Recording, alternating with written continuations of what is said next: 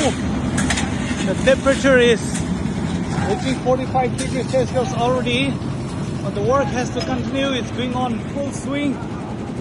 See, this is how we carry up all these things.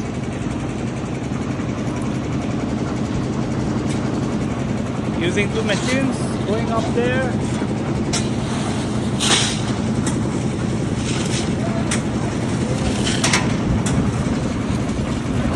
We have already given 20 bottles of water.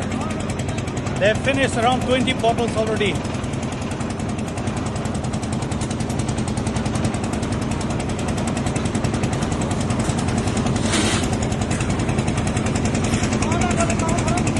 $300 bags of cement.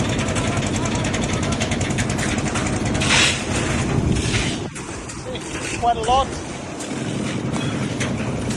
Around 50 of them today.